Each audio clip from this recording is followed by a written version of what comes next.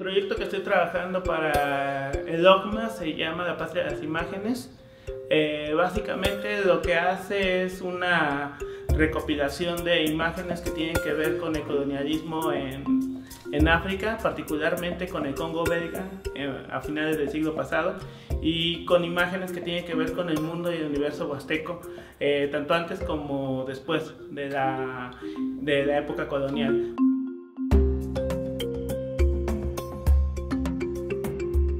Para mí es importante tener este cruce porque están hablando de dos realidades coloniales y eso ayuda a entender el problema de la colonialidad en un contexto global, en un contexto más universal. No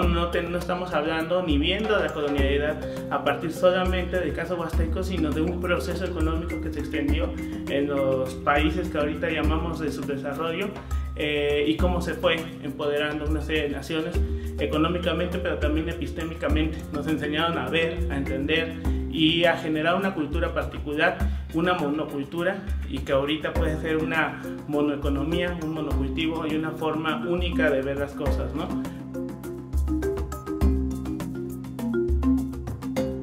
Para mí es importante que este cruce de realidades estén presentes en mi proyecto,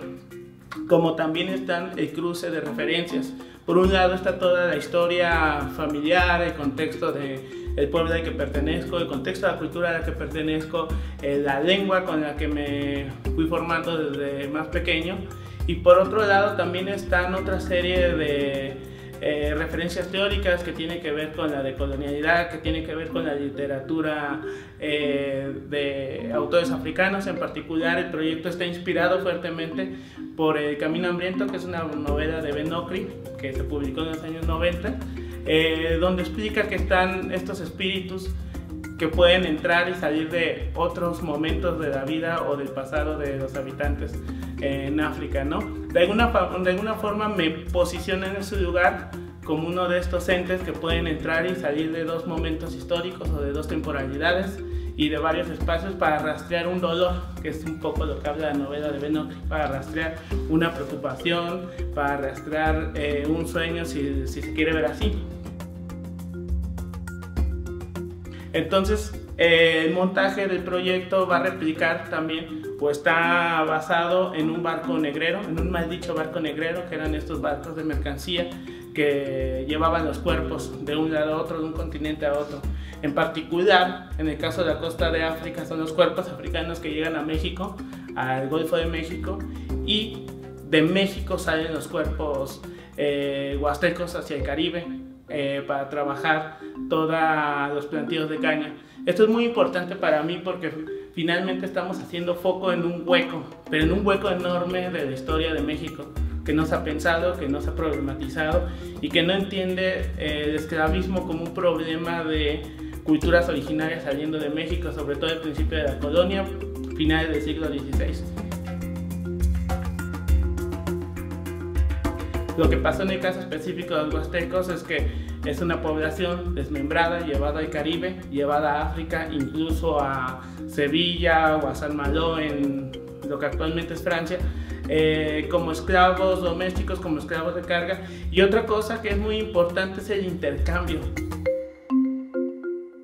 En el caso de los huastecos eran intercambiados 40 o 60 personas por una vaca o por una cabra.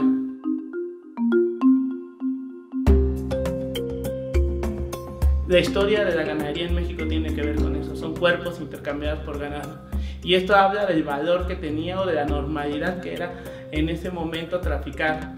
los cuerpos. Está el tema de los excedentes, los cuerpos que no logran llegar en los navíos o que se escasea la comida por alguna cosa que sucede en el camino y están aventados al mar. Los avientan como cadáveres o como cuerpos enfermos o como cuerpos de ancianos o cuerpos de mujeres o de niños que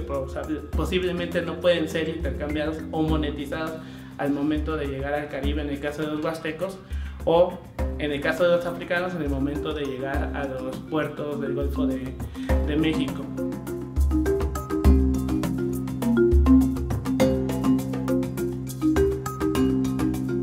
Entonces estamos hablando de un doble problema de colonialidad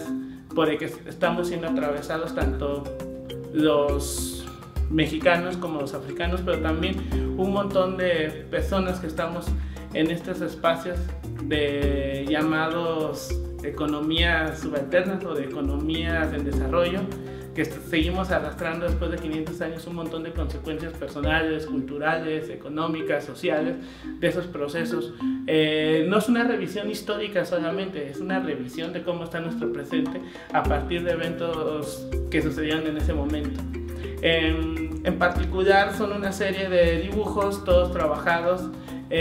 sobre tinta china en papeles distintos, particularmente en un papel amate, que es un papel otomí, que es un cuerpo ritual, el cual el papel es un cuerpo. Para mí es muy importante la metáfora del cuerpo con el dibujo, y hay muchos símbolos, muchos materiales que ayudan a acentuar esa metáfora.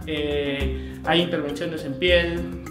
están una serie de materiales sobrepuestos en los dibujos, cadenas de plata, letras de metal, trozos de tela de algodón, de lana que están teñidos de una forma particular.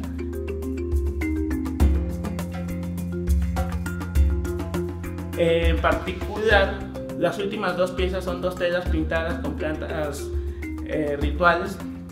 con plantas que se usan para hacer diversas curaciones todavía en la zona huasteca en México, y son plantas que a partir de agua de fierro, a partir de dejar fierro sobre agua durante muchos días para generar un compuesto químico, pueden pintar y teñir la tela. Esto para mí es muy importante porque otra vez es una metáfora del mar, del tráfico, de los cuerpos llevadas a un soporte pictórico.